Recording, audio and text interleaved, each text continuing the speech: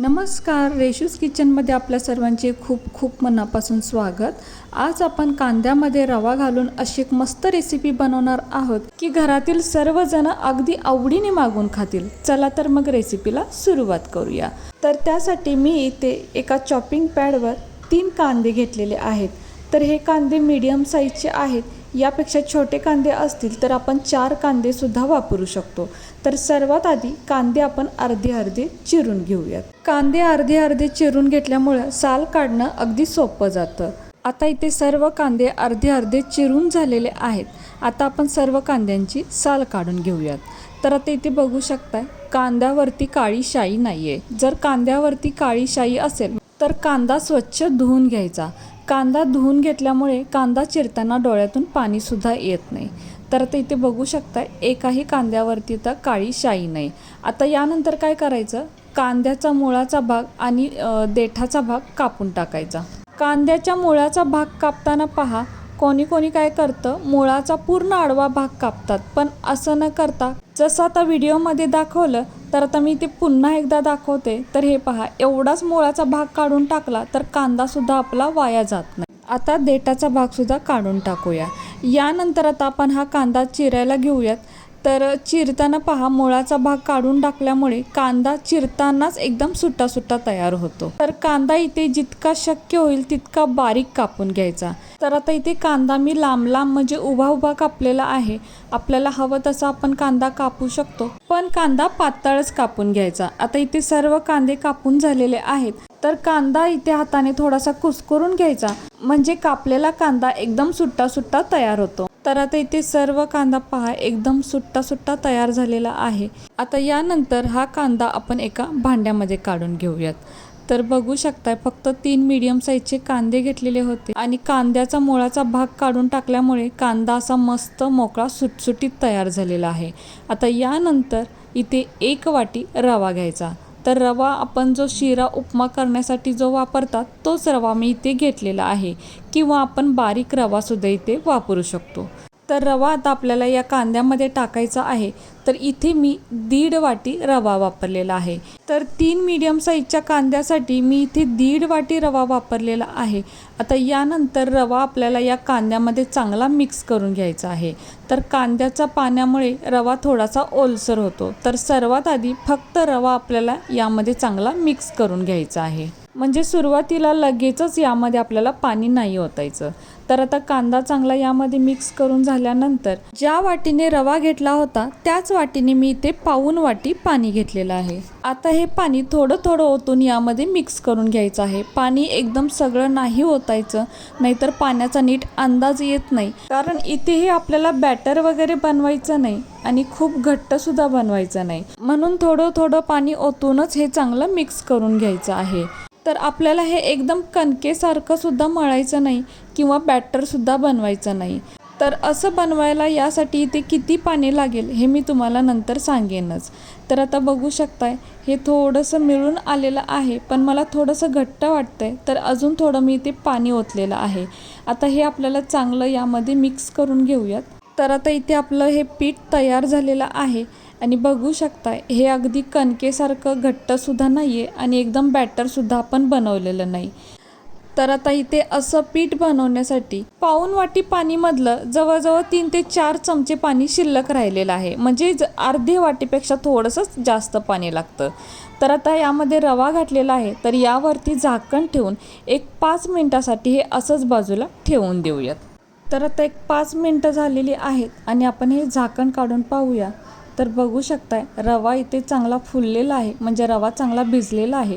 आणि चमच्याने दाखवते तर हे पहा, हे पूर्वीपेक्षा थोडंसं घट्ट झालेलं आहे, म्हणजे रवा चांगला भिजलेला आहे। पण यामध्ये आपल्याला पाणी वगैरे काही घालायचं नाही। तर यामध्ये आता 2 चमचे बेसन घालायचं।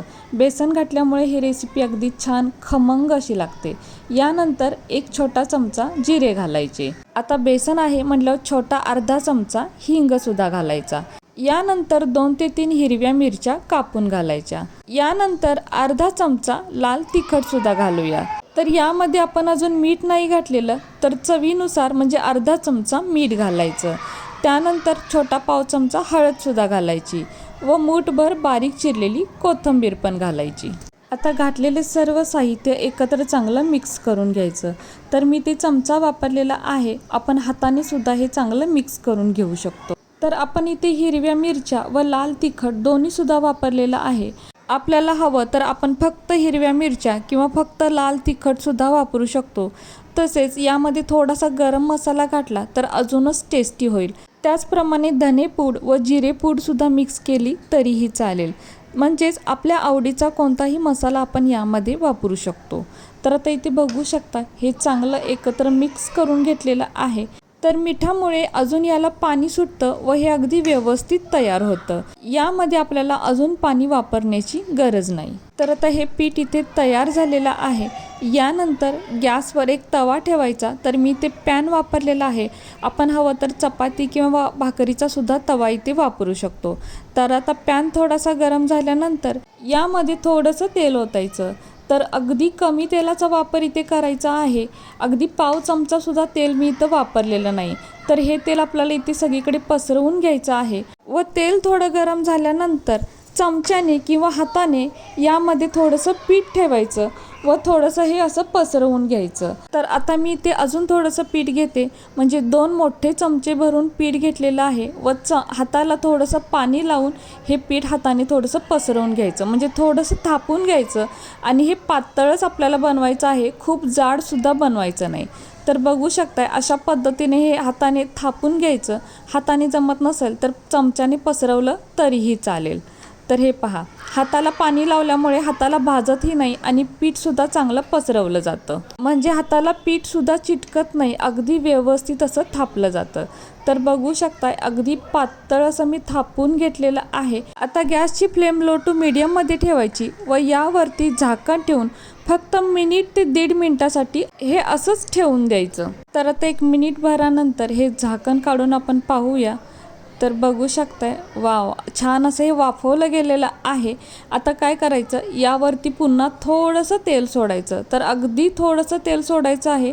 तेलाऐवजी आपण तूप वापरलं तरीही चालेल व हे आपल्याला पलटून घ्यायचं आहे. तर बघू शकताय अगदी सहज हे पलटलं जातं व ही साईड छान अशी भाजली गेलेली सुद्धा आहे. थोडंसं कुरकुरीत सुद्धा झालेलं आहे. आता दुसरी साईडसुद्धा आपल्याला इथे चांगली भाजून घ्यायची आहे. तर तेलाऐवजी आपण तूप किंवा बटरचा सुद्धा वापर करू शकतो.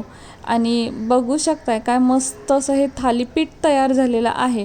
तर दुसऱ्या साईडने छान भाजून घ्यायचं व गॅसची फ्लेम आपल्याला इथे लो टू मीडियममध्येच ठेवायची आहे. आता हे आपण पलटून घेऊया. तर बघू शकता ही साईडसुद्धा अगदी छान भाजली गेलेली आहे. आपल्याला अजून भाजलेला आवडत असेल तर अजून काही सेकंद आपण भाजून घेतला तरीही चालेल. तर आता दोन्ही साईडने छान भाजून झालेला आहे. आता आपण एका प्लेटमध्ये काढून घेऊयात. तर बघू शकताय वाव, काय मस्त हे थालीपीठ तयार झालेलं आहे. खरंच पाहूनच तोंडाला पाणी सुटतं. तर आता सगळ्यांच्या घरी दहीसुद्धा असतंच. सध्या उन्हाळा चालू आहे तर इथे मी थोडंसं दहीसुद्धा घेतलेलं आहे. आज आपण हे थालीपीठ दह्यासोबत खाऊया किंवा याऐवजी सॉस किंवा चटणीसोबत जरी खाल्लं तरीही चालेल किंवा नुसतंसुद्धा अगदी खूप छान लागतं. खूपच टेस्टी असं हे थालीपीठ तयार होतं किंवा याला पराठासुद्धा म्हणतात. तर तुमच्याकडे काय म्हणतात मला कमेंट करून आवर्जून कळवा. आणि इतकं टेस्टी लागतं ना, अगदी रोज तुम्ही बनवून खाल इतकं छान हे तयार होतं. शिवाय पौष्टिक आहे. आपण रवा आणि कांदा वापरून बनवलेला आहे. रोज तोच नाश्ता किंवा जेवण जेवून कंटाळला असाल तर एकदा ही रेसिपी नक्की ट्राय करा, तुम्हाला खूप आवडेल. अगदी घरातले सुद्धा हट्टाने मागून खातील इतकी हे टेस्टी तयार होतं. आणि बनवायला सुद्धा जास्त वेळ लागत नाही. कमी वेळेत कमी साहित्यात आणि घरच्या साहित्यात तयार होतं.